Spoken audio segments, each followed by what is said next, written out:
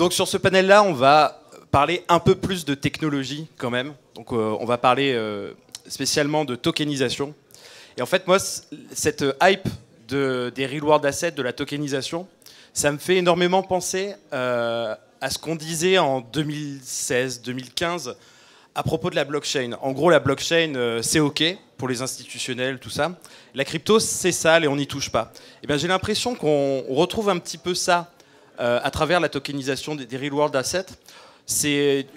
Politiquement, disons que c'est plus facile d'en parler, mais pourtant, il y a toujours la même technologie qui est derrière, il y a toujours de la crypto. Et je pense que ça, il faut vraiment en avoir conscience. La crypto, en fait, c'est un sujet qui est forcément lié à la blockchain et ce n'est pas forcément sale.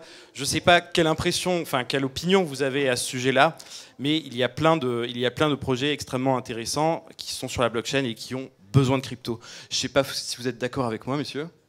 Moi, j'ai tendance à dissocier la couche blockchain comme infrastructure technique et crypto-monnaie comme première application qu'on a connue de la blockchain. Pour nous, ce qu'on défend, donc moi, déjà, je peux me présenter. Hein, on va se présenter juste après. Ouais. Mais donc, oui, il faut dissocier les deux couches, même si c'est intrinsèquement lié par association mentale. C'est pas les mêmes mondes. C'est pas parce qu'il y a des gens qui utilisent les blockchains pour faire du trading de shitcoin que les institutionnels et demain toute la finance ne pourra pas être construite. La finance, l'immobilier, etc. ne pourra pas être construite sur la blockchain comme standard technique finalement. Je propose que vous vous présentiez tous les trois, justement, comme tu le suggérais, Pablo. J'ai le micro, donc je vais commencer. Moi, je suis Pablo, cofondateur de Angle. Angle, on a un protocole de stablecoin décentralisé. C'est beaucoup de mots techniques. En fait, on développe une crypto-monnaie qui s'appelle l'AG Euro, qui vaut toujours 1 euro. Et donc, dans le marché des stablecoins euros, on est le plus gros stablecoin euro décentralisé, un des plus gros stablecoins euros du marché. On a à peu près 35 millions d'actifs sous gestion. Et on représente 60% du volume de transactions des stablecoins euros. Donc, si jamais, il n'y en a pas beaucoup qui l'ont fait, hein, mais si jamais vous avez déjà tradé avec un stablecoin euro, il y a 6 chances sur 10 que vous l'ayez fait avec l'AG Euro. Bonjour à tous, Marc Bélian, je suis le CEO et cofondateur de Krypton, qui se veut être une infrastructure de marché tokenisée pour permettre le financement des PME européennes, donc un peu une sorte d'Euronext des PME. On permet également d'utiliser notre infrastructure pour permettre de la tokenisation d'autres typologies d'actifs. Depuis peu, je suis le président du comité tokenisation à la DAN qui vient d'être créé, qui a pour but de défricher des sujets de tokenisation en France, avec notamment une mission immobilier. L'idée, c'est de se demander ce qui est possible de faire, comment le faire, et si nécessaire, d'aller demander à nos chers amis régulateurs d'adapter le cadre législatif pour permettre l'essor de la tokenisation immobilière. Merci. Bonsoir, Clément. Donc moi, je suis cofondateur de Ternois. Donc c'est une blockchain Layer 1 qui a été construite sur le framework Polkadot et avec une proposition de valeur centrée autour du NFT. L'idée, c'est de se dire on cherche à maximiser l'expérience développeur autour des NFT et pas seulement les NFT. Tu parlais de 2015, mais on va dire ceux qu'on a connus autour des années 2020. C'est-à-dire nettement des objets d'art spéculatifs. Nous, c'est vraiment le NFT utilitaire, donc c'est-à-dire essayer de construire des cas d'usage autour de ça. Et je suis CEO de Capsule Corp Labs, qui est aujourd'hui en fait l'intégrateur principal de la chaîne. Donc on va accompagner des grands groupes dans leur transformation digitale Web3 autour des NFT. Donc c'est ce qu'on fait par exemple avec les notaires de France, dont Gwendal est présent aujourd'hui.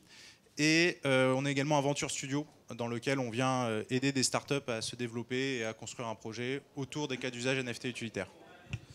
Merci à vous trois. Je vais me présenter rapidement aussi. Donc, je m'appelle Grégory Raymond, je suis cofondateur et directeur de la recherche du média Web3 The Big Well. On a une formule payante, une formule gratuite, qui permet de s'acculturer au sujet. Si vous connaissez rien au Bitcoin, je pense que c'est intéressant de prendre un petit abonnement et commencer à nous lire. Et nous avons une formule payante qui s'intéresse vraiment à ceux qui veulent diguer, à ceux qui veulent aller plus profondément dans le sujet, accéder à des informations exclusives, assister à des événements, lire des rapports, enfin voilà. Et on parle assez souvent de tokenisation. D'ailleurs, il y a 2 mois, on a organisé un événement spécialisé dans la tokenisation des actifs financiers. D'ailleurs, deux personnes sur le panel y étaient aussi. Voilà. et si vous avez des projets de tokenisation. Il y a Louis qui est là, qui était en train de prendre une photo, qui est journaliste chez The Big Well, et donc si vous avez des projets de tokenisation, n'hésitez pas à aller le voir, à venir me voir aussi, on pourra en parler. Messieurs, je reviens vers vous. Est-ce que la tokenisation, c'est pas le premier grand cas concret d'utilisation de la blockchain par les acteurs de la finance traditionnelle finalement? Parce qu'il y avait le paiement bien sûr avec Bitcoin, mais la finance s'en est pas trop saisie. Là, la tokenisation, j'ai l'impression que tout le monde s'y intéresse, il y a une hype énorme. Est-ce que c'est le premier cas concret d'utilisation? Si vous voulez. Alors le premier, je ne sais pas. En tout cas, c'est un cas d'utilisation qui est très important pour les institutions financières. Il faut savoir qu'aujourd'hui, les infrastructures de marché fonctionnent évidemment pas sur des systèmes DLT, pas sur des systèmes tokenisés. C'est des systèmes qui ont plus de 40 ans. Ils sont parfois inefficients. Et la tokenisation peut permettre une économie d'échelle qui est assez immense. Enfin, il y a des petites études, mais on estime entre 70 et 90%. Donc ça intéresse évidemment les banques. L'idée de tout ça, c'est via la tokenisation permettre de faciliter tout type d'échange d'actifs, que ce soit des cryptos, parce que la technologie sous-jacente c'est la même, mais aussi que ce soit des immeubles, que ce soit de l'art. L'idée, c'est de se dire, la tokenisation, c'est simplement le fractionnement, améliorer la conservation et améliorer la transférabilité, et en faisant cela, faciliter la liquidité. Et donc évidemment que ça intéresse les banques, parce qu'on parle de merger les infras existantes vers des choses plus efficientes et qui rendront les marchés financiers plus accessibles et moins coûteux. Pablo, tu veux rajouter quelque chose? Non, je pense que quand on parle de cas d'utilisation pour les institutions, c'est important de comprendre en quoi c'est intéressant. Donc Marc, tu as mentionné la facilité à transférer. Il y a tout un aspect qui est intéressant avec la tokenisation. Le fait d'avoir des actifs tokenisés, c'est la composabilité. C'est le fait que dans une finance ou un marché de l'immobilier ou un marché de l'art qui est tokenisé, ça devient beaucoup plus facile de construire des applications ce qui ne serait pas possible avant autour de ces objets-là. Je m'explique. Aujourd'hui, par exemple, vous avez votre prêt en banque. Donc, vous avez votre maison qui est nantie auprès de la banque et vous avez emprunté de l'argent auprès de votre banque. Ce prêt-là, vous ne pouvez pas en faire grand-chose d'autre. C'est pas possible de l'utiliser pour prêter mon prêt à quelqu'un d'autre parce que mon prêt peut-être qu'il y a une valeur qui est positive, etc. Dans un marché qui est tokenisé, qui repose sur des blockchains, on peut envisager une multiplicité de cas d'usage autour de ce prêt bancaire. C'est-à-dire que je peux prêter mon prêt à quelqu'un d'autre, je peux le transférer à quelqu'un d'autre. Je peux accumuler des strates de complexité, des produits financiers par-dessus, ce qui ne serait pas possible de faire dans une interface monolithique ou dans un standard monolithique comme ce qui est celui de la banque. Donc j'ai pris peut-être un exemple qui est peut-être pas le plus adapté, mais il y a toute la notion de standardisation, le fait que tout repose sur des ERC20, donc qui est le standard qu'on appelle pour des tokens sur les blockchains, ou sur des ERC721 sur des NFT, qui multiplie en fait tous les cas d'usage possibles. Il y a tout un enjeu aussi de distribution qui est super intéressant, et Marc a mentionné le fait que ça pouvait baisser, enfin la tokenisation, ça pouvait baisser de 90% les coûts bancaires. Par exemple, le coût d'une banque qui va émettre des obligations pour une entreprise, il y a 20 personnes dans le back-office qui vont devoir valider la transaction d'émission. Donc ça, c'est des gains qui sont faits à ce niveau-là. Mais la banque, elle est aussi connue pour, on les utilise généralement pour ce réseau de distribution, le fait que c'est elle qui est capable de vendre des obligations à 10-20 millions super facilement, ce qu'un individu n'est pas capable de faire. Dans un monde qui est tokenisé, en fait, juste avec un accès Internet, moi, je peux accéder à l'ensemble de la finance mondiale. Et au lieu de passer par des réseaux de distribution qui sont privés, où faut être au courant, faut être plugué au bon réseau. Dans un monde ouvert qui est celui de la finance décentralisée, tout le monde peut avoir accès à ces produits-là de façon beaucoup plus transparente. Et ça, c'est un des gros avantages et un des coûts d'échelle de la tokenisation. Bon, là, Pablo, tu nous as présenté les grands avantages, les points forts de la tokenisation, mais c'est encore émergent, il y a encore pas mal de défis, pas mal de challenges. Clément, est-ce que tu vois des obstacles en fait, au fait que ça se développe là aujourd'hui? Oui, parce qu'en fait, mais même je vais reprendre ton introduction de tout à l'heure où tu parlais en 2015. Je m'en souviens, à cette époque, le monde bancaire disait ah non, la crypto ça ne nous intéresse pas, c'est la blockchain. Et aujourd'hui, on a l'impression qu'il y a un peu cette même idée avec la tokenisation. Malgré tout, moi, ça fait depuis 8 ans que j'entends parler de tokenisation des actifs dans le monde et dans l'infrastructure bancaire. C'est pas quelque chose qui est nouveau. Il y avait déjà des rapports en 2015 où on reprenait toute l'architecture bancaire, qu'on essayait de dire que c'était très compliqué, qu'il y avait beaucoup d'intermédiaires, des brokers, etc. Et que grâce à la blockchain, tout allait être simplifié. Bon, 8 ans après, on voit apparaître quelques rares cas d'usage au niveau de l'infrastructure bancaire qui sont réellement utilisés. Donc ça montre que ça n'a pas avancé si vite que ça. 8 ans, c'est quand même assez long pour l'innovation. En revanche, sur la partie tokenisation, j'ai envie de dire, moins institutionnelle, c'est-à-dire moins sur les parties vraiment pure infrastructure de marché, on voit quand même émerger des choses nouvelles, donc sur de la distribution retail, donc par exemple, et sur des produits qui ne sont pas forcément que l'immobilier, même s'il y a des projets d'immobilier qui fonctionnent très bien, où on va simplement aller prendre un actif et essayer de le titriser à travers des NFT, donc on appelle ça la tokenisation, mais encore une fois, c'est pas quelque chose de très nouveau. Finalement, la tokenisation, c'est une sorte de titrisation sur lequel on va ajouter une couche blockchain à travers des NFT ou d'autres types de supports numériques qui vont permettre d'avoir peut-être une meilleure liquidité sur le marché secondaire et faciliter l'accès au marché retail. Et sur cet axe-là, même des projets autres que dans l'immobilier, par exemple dans le vin, des projets que vous connaissez sans doute, Wine Bottle Club, qui va finalement d'une certaine manière aller tokeniser des bouteilles de vin avec une histoire de RWA, donc un asset back qui serait la bouteille de vin, et derrière on peut distribuer et revendre le NFT qui vient intégrer la valeur de la bouteille. On a la même chose dans le marché de l'art, où on peut aller, il y a des projets en ce moment de création de musées privés qui cherchent à venir tokeniser la collection pour ensuite les distribuer. Donc voilà, donc sur l'aspect vraiment purement distribution retail, je vois des évolutions arriver assez vite avec un marché qui est déjà existant. Et sur la partie purement infrastructure, ça va arriver, parce que tous les rapports JP Morgan, etc. disent ça va être 80 milliards d'actifs qui vont être tokenisés, mais quand ça va arriver, ça sera une énorme vague, mais elle met du temps. Il y a quelque chose de très juste que tu disais. Effectivement, on parle de tokenisation dans les institutions financières depuis vraiment longtemps, 8 ans, oui, en tout cas, c'est à peu près ça. Mais ce qui a changé ces derniers mois, c'est vraiment la communication publique, notamment des grandes banques, des grands gestionnaires de fonds.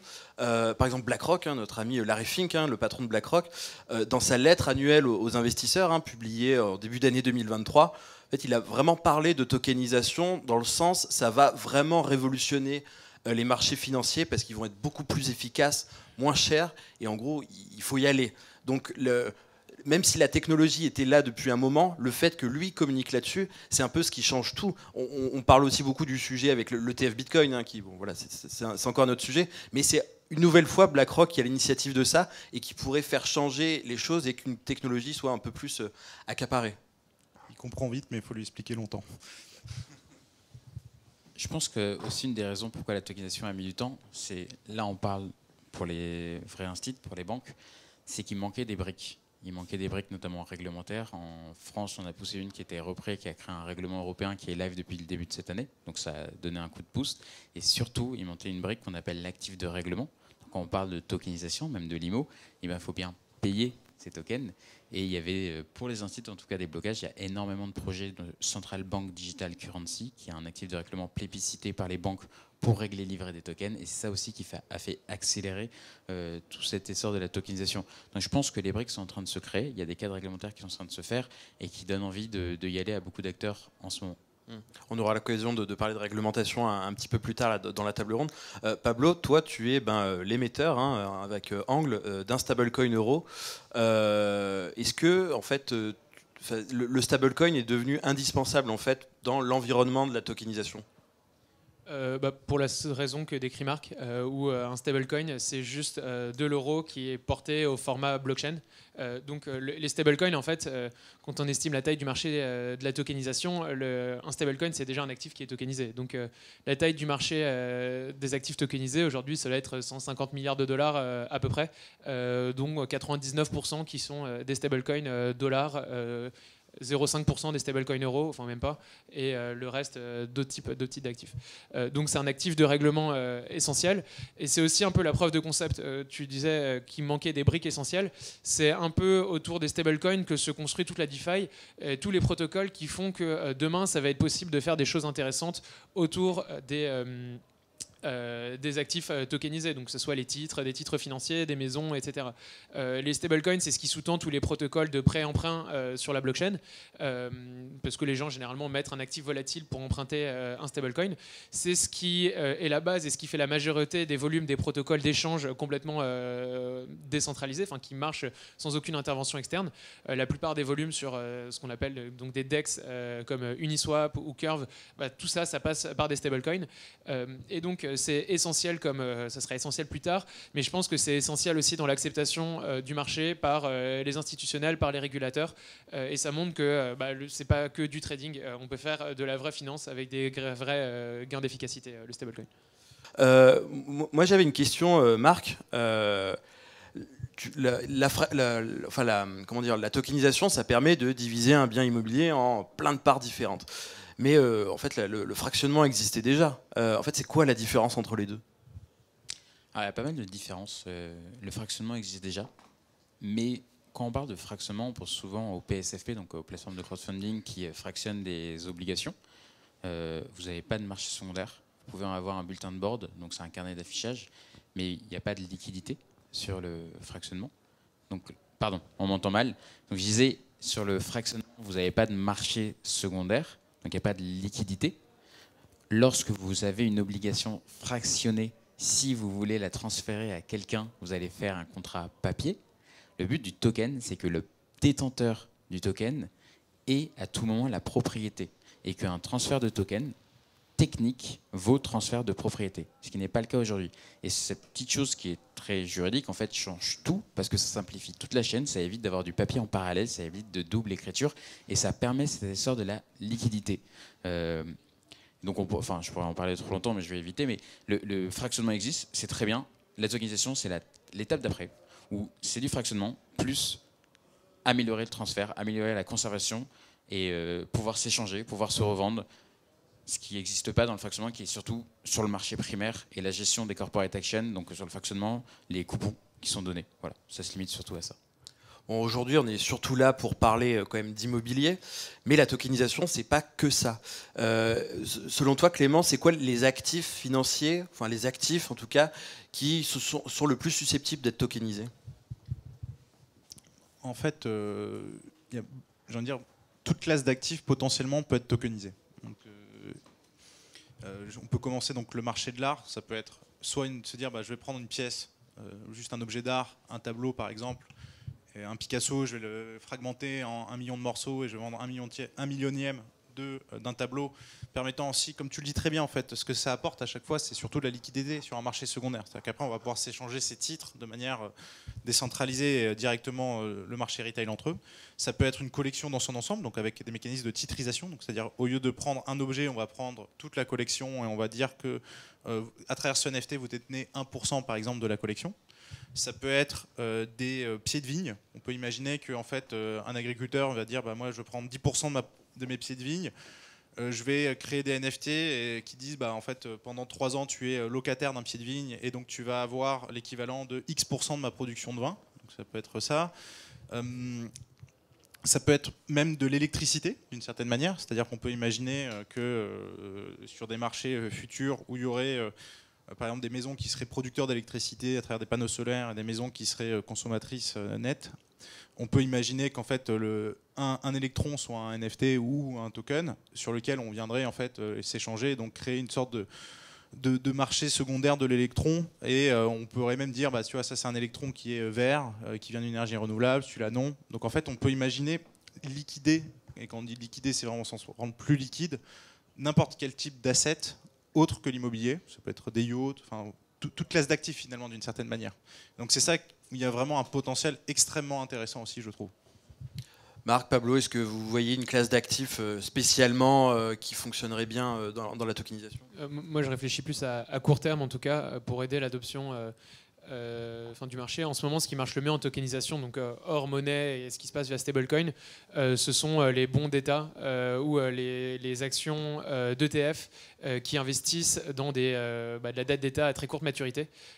Parce que ce sont des produits qui, du point de vue de l'utilisateur DeFi, se rapprochent le plus en fait, de leur référentiel. Quand j'achète une action d'un ETF Amundi ou BlackRock qui investit dans la dette française à très court terme, en fait, j'ai un produit dont le prix monte de façon quasiment comme une ligne droite. Et avec ça, en fait, c'est pas les institutionnels qui vendent DeFi, mais c'est plus les utilisateurs qui ont déjà l'habitude des blockchains qui se disent ok, j'ai quelque chose qui est comme un dépôt sur une plateforme de prêt ou d'emprunt comme AV Compound, qui a les mêmes propriétés. Et aujourd'hui, c'est ce qui se passe. Tous les gros protocoles de Real World Asset, tout le monde commençait à se lancer, à vouloir tokeniser des actions Tesla, des actions mais même des actions d'indices, du S&P 500, etc. Ça ne marche pas. Ce qui marche aujourd'hui, ce sont les money market funds et les ETF qui investissent dans des obligations à très courte maturité.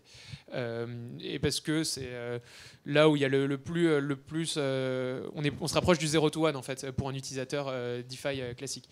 Quand une obligation sur BlackRock, je ne peux pas la récupérer, la vendre pendant le week-end quand les marchés ne sont pas ouverts. Là, c'est possible en DeFi, autour de ces produits-là, de construire des systèmes qui sont ouverts 24 heures sur 24, 7 jours sur 7, où j'accumule un rendement qui est proportionnel au temps que j'ai passé. C'est-à-dire que même si je reste une seconde, je gagne une seconde de rendement, quoi. Donc si le taux c'est 4%, je gagne 4% divisé par le nombre de secondes dans une année. Non mais ça existe et c'est ça qu'on voit qui se passe aujourd'hui. Moi, j'ai la faiblesse de penser que ce qui est le plus intéressant dans la tokenisation, c'est que ça permet de numériser plein de choses qui reposaient uniquement sur le papier jusqu'à présent. L'un des exemples les plus parlants, c'est par exemple les actions de sociétés non cotées. Toi, Marc, tu crois beaucoup en fait au potentiel de la tokenisation là-dessus ? Tout à fait, ça c'est notre cas d'usage. Nous, comme je t'ai dit, on est en train de devenir infrastructure de marché, donc bourse, pour devenir un peu ce que fait comme Euronext et Euroclear. Et à ce titre, on veut créer un marché d'actions de PME tokenisées pour permettre à des PME de faire des IPO sur notre bourse et donner accès aux particuliers, aux investisseurs institutionnels, au capital des PME dès 1 euro pour pouvoir financer notre économie réelle avec une infrastructure efficiente. Également, l'immobilier, parce que je pense que c'est un sujet qui peut vous intéresser. Je crois, ouais. En fait, dans ce cas de figure, nous intéresse. Il faut savoir que vous avez des foncières cotées sur les marchés. C'est de l'IMO mutualisé. C'est une manière de s'exposer à ces risques-là. Alors, je pense que vous êtes connaisseur et même sur l'IMO mieux que moi, mais aujourd'hui, le crowdfunding, c'est surtout de l'obligataire pour des raisons fiscales. Quand vous investissez sur des actions d'une société à prépondérance immobilière, vous avez des frais de 5% d'enregistrement. Il y a une exception à cette règle fiscale, c'est que lorsque ces actions sont gérées sur un marché coté, ce qui sera le cas dans notre cas de figure, et donc on va porter la tokenisation IMO en permettant des sociétés, des SA mono-sous-jacentes qui vont détenir un immeuble, qui vont être cotées sur notre infrastructure, et donc ça va permettre d'avoir des actions tokenisées de PME qui détient un immeuble, donc indirectement un immeuble. Donc nous, on y croit beaucoup. Pour rebondir sur la question que tu avais posée à Pablo, pour moi, la tokenisation, ça va se séparer avec 40% d'instruments financiers classiques, donc tokenisés, actions, obligues, parts de fonds, dérivatives un peu par la suite, 30% dans l'IMO. L'IMO prend une grande part parce que vous avez besoin de liquidité, le fractionnement a un intérêt et que la fluidité dans l'IMO, tout le monde est preneur parce que c'est un marché qui est encore parfois complexe à appréhender, à s'échanger. Et après, le reste, ça va être ce qu'on appelle real world assets, donc toutes les autres classes d'actifs, notamment les commodities, l'or, mais également toutes les devises, parce que la tokenisation, c'est aussi la tokenisation de l'euro-banque centrale, donc la monnaie qui s'échange interbancaire, l'euro commercial, les stablecoins et toutes les autres typologies de devises. Tu veux rajouter quelque chose ?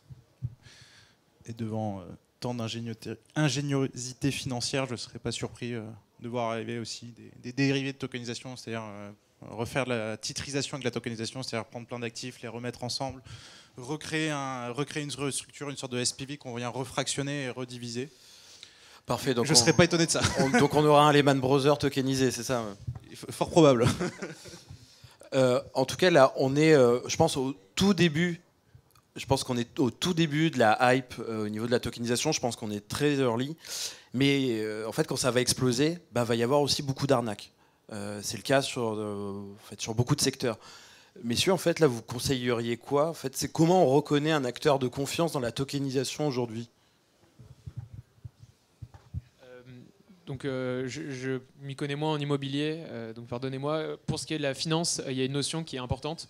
Donc, le mot en anglais, c'est la bankruptcy remoteness. C'est est-ce que si la société qui émet l'actif tokenisé, est-ce que si cette société fait faillite, est-ce que j'ai toujours le droit de récupérer les actifs sous-jacents qu'elle détient dans son coffre-fort? Ça, normalement, ça ne trompe pas. Si une société qui fait de la tokenisation n'a pas ça, il ne faut absolument pas aller les acheter.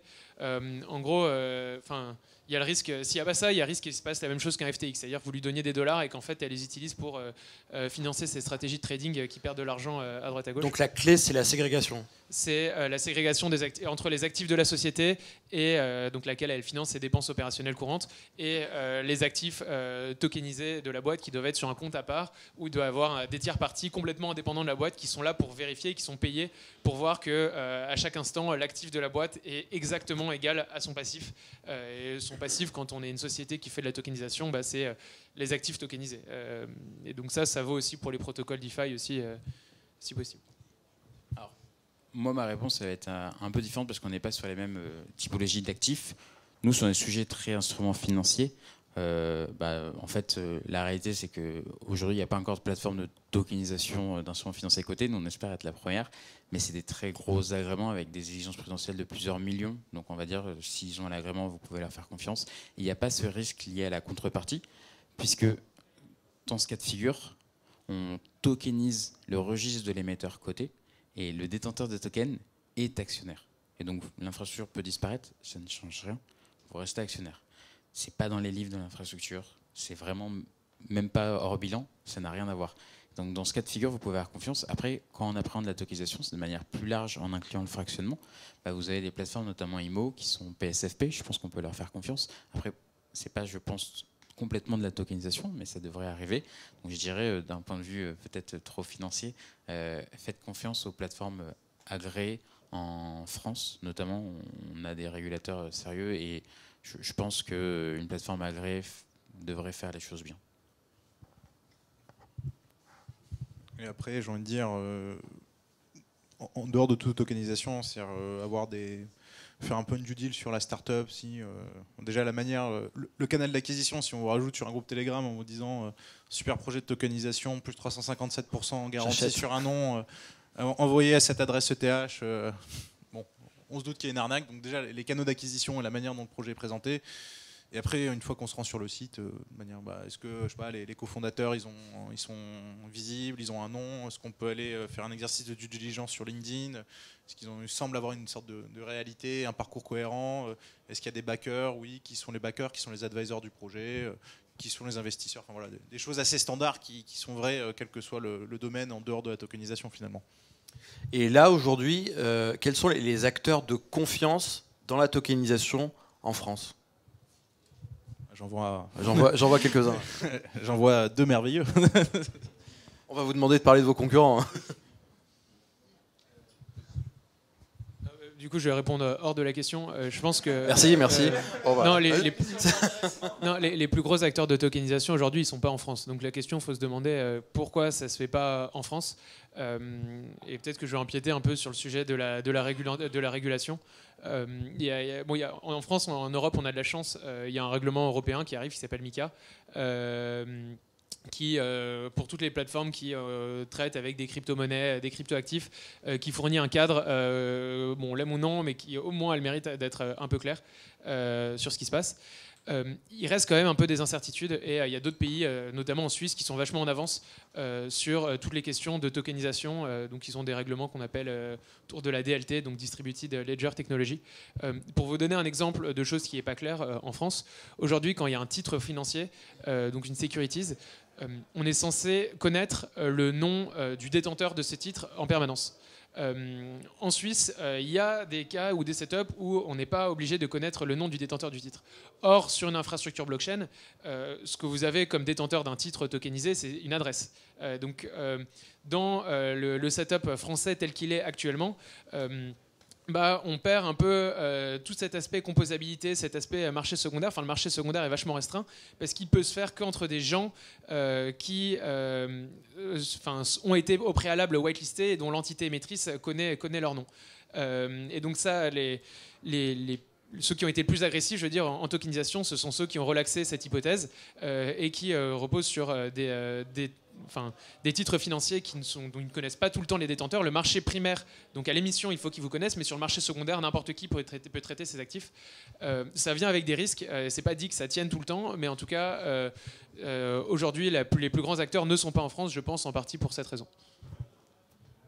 Je ne sais pas si je rebondis sur ça ou sur la première question. Qu'est-ce que tu préfères ? Moi, j'aimerais des noms français. Des noms français.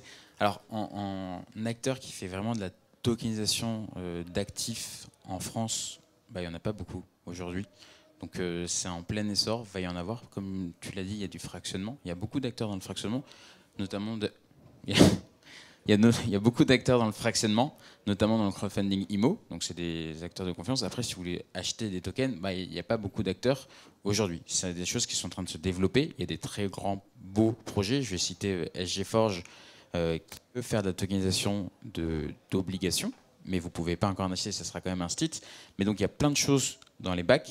En plateforme de tokenisation française, vous n'allez pas avoir grand-chose aujourd'hui à mettre sous la main. Pour répondre à l'autre question, là on parle de droit du titre. Donc le droit du titre, c'est des choses qui ne sont pas harmonisées au niveau de l'Union européenne. Donc on a un droit du titre français qui est assez atypique, avec ce qu'on appelle le titre au porteur, nominatif administré, nominatif pur. On a fait une modification en mars dans la loi DADU qui a adapté le droit du titre à la tokenisation dans le cadre du pilote régime. On est quand même obligé de savoir qui est l'investisseur et l'actionnaire final à tout moment, soit au niveau du CSD, soit au niveau du teneur de compte conservateur, dans le cas de haut porteur. Et je pense malheureusement que ça ne va pas arriver en Europe où ils nous laisseront se dire on ne connaît pas pour des questions de droit du titre, mais aussi des questions AML, donc anti-blanchiment d'argent. Où en fait il y a une vraie volonté de pas d'innover, mais de pas rajouter des risques qui peut être. Juste pour rebondir, parce qu'on parlait tout à l'heure de l'avantage de la tokenisation et d'avoir la finance qui se passe sur les blockchains. Donc la réglementation aujourd'hui qui impose de connaître le détenteur du titre. Pour moi, sur un setup qui est complètement blockchain, on peut passer d'une réglementation qui est préventive, c'est-à-dire qui dit on veut connaître toujours les détenteurs pour pas que ce soit le Hamas qui possède des titres et qui l'utilise pour blanchir de l'argent.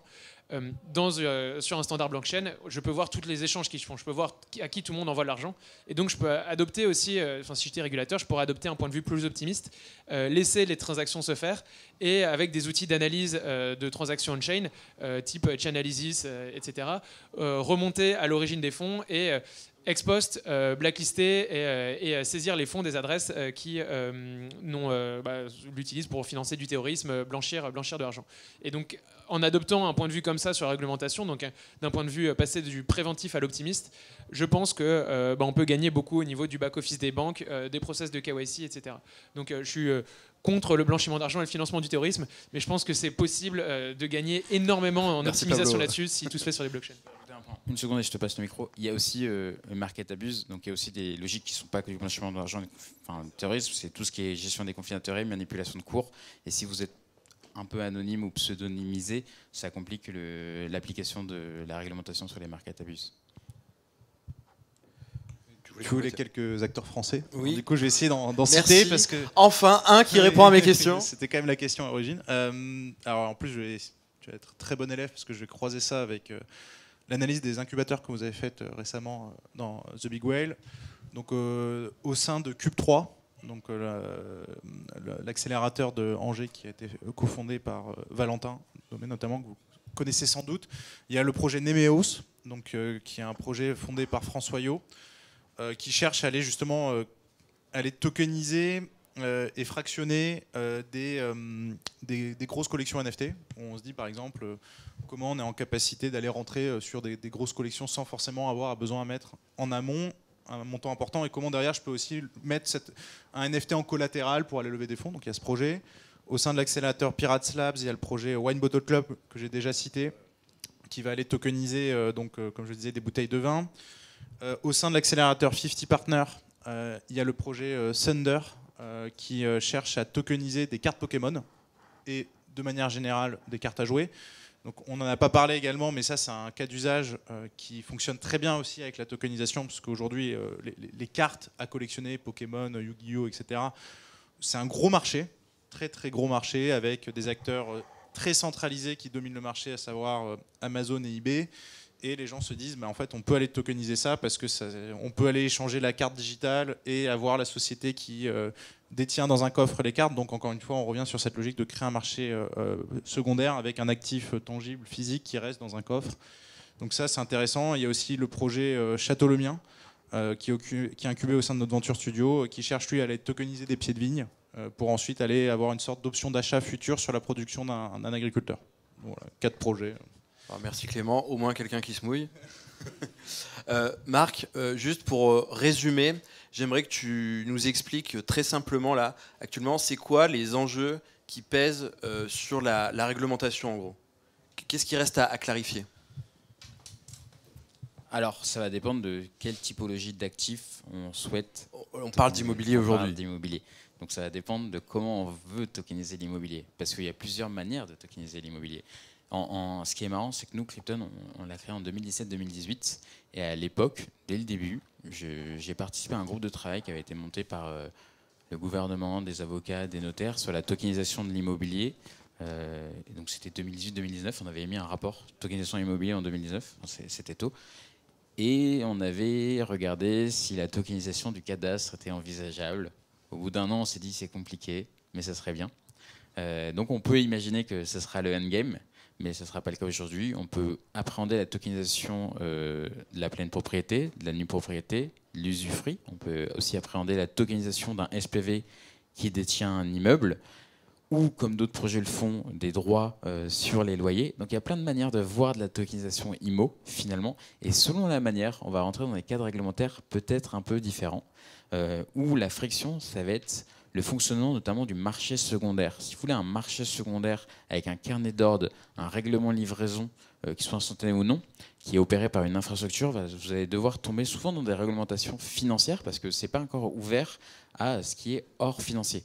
Et c'est souvent ça. Donc le pilote régime dont j'en ai un peu parlé permet, en tout cas dans la manière dont on souhaite le mettre en œuvre, faire de la tokenisation IMO. Aujourd'hui, il n'y a plus de barrière, à part demander l'agrément qui est une barrière.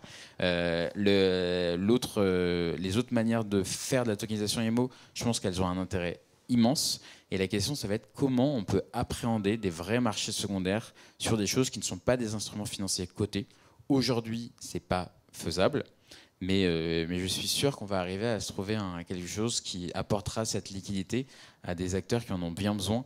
Et ça va être un peu le rôle, comme j'en ai parlé, du comité de tokenisation, de proposer des manières de faire des marchés secondaires sur d'autres typologies de biens. Et là, on va aborder une question un petit peu plus tech. Je vous rassure, on ne va pas en parler pendant 2 heures, mais c'est quand même important de soulever la question. Est-ce qu'il y a un protocole blockchain qui est plus spécialisé que d'autres sur la tokenisation? Peut-être Pablo? Nous Non, l'intérêt, ce qu'on disait sur la tokenisation, il y a d'un côté les gens qui sont capables de créer les actifs tokenisés, et de l'autre côté, il y a les protocoles qui cherchent à donner de l'utilité à ces actifs tokenisés. Le premier à avoir vraiment pris au sérieux le sujet de la tokenisation en finance décentralisée, c'est un protocole qui s'appelle Maker. Ce sont les premiers à avoir... en fait, c'est des mecs... c'est un Maker est derrière un stablecoin qui s'appelle le DAI, un stablecoin dollar qui est à peu près 5,5 milliards de market cap.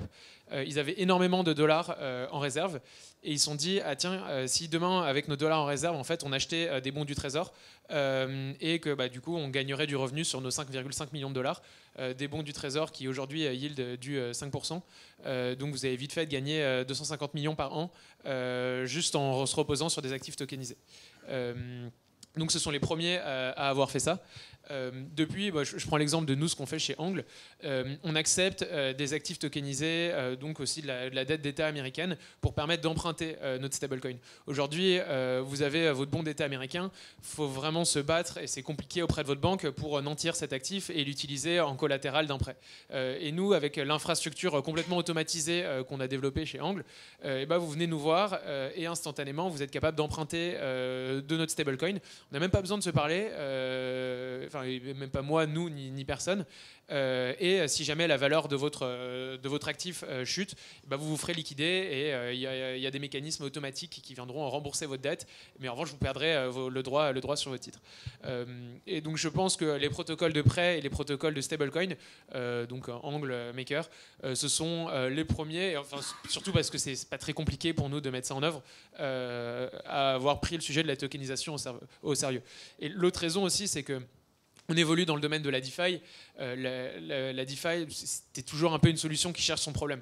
Et là, aujourd'hui, avec la tokenisation qui arrive, on en vient à toucher le fait que, on arrive à résoudre des problèmes, à faire des choses de façon plus efficace que ce qui se fait en finance. Je vous donnais l'exemple du prêt contre de la dette d'État américaine. C'est la première fois qu'on est capable de prendre un use case financier qui est assez classique, de le transposer au standard blockchain et de dire regardez, on vous coupe on vous coupe du temps, au niveau des coûts c'est pas aberrant non plus ce qu'on propose, et au niveau du risque, normalement, il y a toujours un risque perçu qui est élevé à juste titre pour la DeFi parce qu'il y a quand même beaucoup d'histoires de hack, etc.